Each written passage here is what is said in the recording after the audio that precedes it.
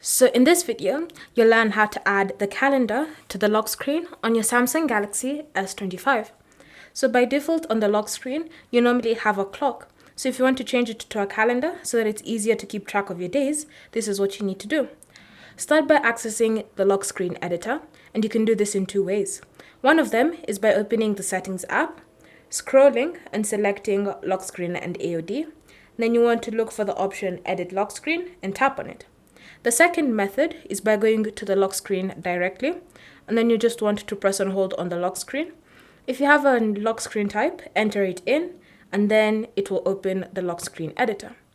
The next step to add a calendar is to simply tap on this clock widget on your screen, like that, and then you want to select style, and you want to swipe through the different styles that are available for you until you find the calendar option. Once you found the calendar option, you can just tap on done, and you can wait for the changes to be applied to your lock screen.